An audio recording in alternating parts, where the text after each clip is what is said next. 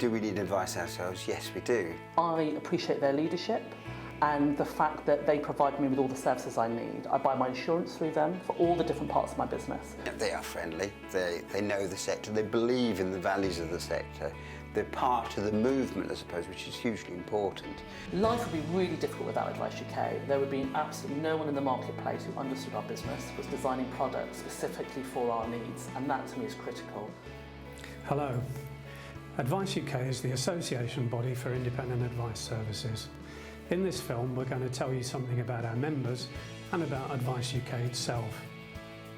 Most of our members are charities or not-for-profit social enterprises, and together they help around 2 million people a year with advice and support to help them tackle a wide range of problems that are affecting their everyday lives. Many of our members aim to help some of the poorest and most disadvantaged people in the UK. Some do this locally, and they might be staffed entirely by volunteers. Others serve whole towns, might specialise in advice on particular issues like debt, employment, social security or housing. Or they provide a service to particular groups, such as young people, old people, refugees or people with disabilities. Some of our larger members work nationally, including some well-known national charities and helplines. They all join AdviceUK as the largest support network for independent advice providers. It's really good for me as Chief Executive to have someone to talk through ways we're going to develop our business, and it's a very supportive relationship like that. They're known as being very practical and pragmatic network, but actually to push the values of those members, which is independent advice that makes a real difference to individuals' lives, and making sure that's the message that's going across.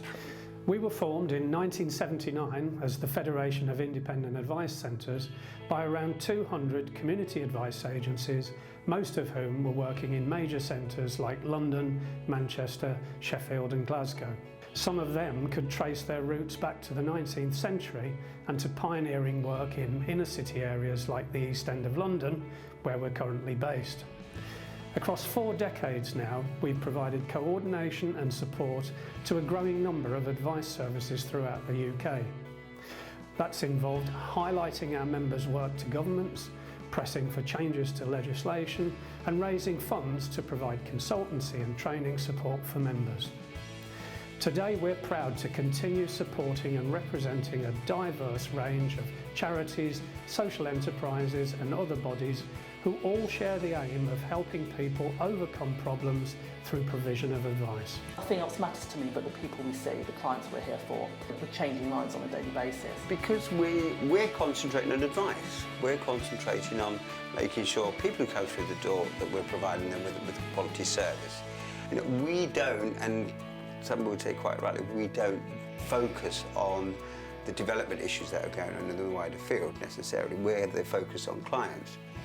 So the fact that with AdviceUK is able to produce all that for us, and it's for us I suppose a known brand we can turn to when we need help, is hugely valuable. One of our key roles is to embrace the ever-changing constituency of advice providers.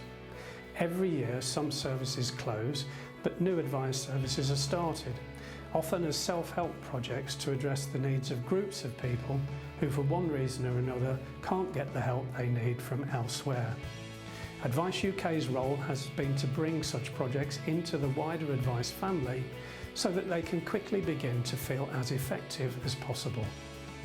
We do that by providing services such as training and qualifications, consultancy on standards and processes, a management helpline, group insurances and specialist software such as our Advice Pro case management system. And we use the size of the membership to make these services sustainable, providing substantial discounts to network members on most of what we do. The member discount on just one of our services is often greater than the cost of membership itself. So I don't understand why people wouldn't be a member, because the amount of money you're spending on it, is offset just by the amount of savings I make on the first product I buy in the year. We know that once once volunteers have been on that training, that they know a certain amount of information. So we use that a lot. We're running small businesses, or medium-sized businesses, which have high risk attached. and you need to make really difficult decisions every day, all day. And if you haven't got someone who understands that, particularly from a perspective of insurance and things, we're in trouble. It's a worry, you know, we have a huge amount of risk attached to organisations that are charitable, working with vulnerable members of the community. So yeah, I don't understand why people wouldn't want to make their life a bit easier. Using the expertise and experience of our trustee and staff teams, we aim to help all kinds of advice organisations to provide the best service to their users. As the largest and most diverse network of advice providers in the UK, we welcome applications from organisations providing purely an advice service, as well as from those that help people in a range of ways, including advice. Details of how to apply are on our website, where there's also more information about us and about how to find advice. AdviceUK, supporting independent advice since 1979.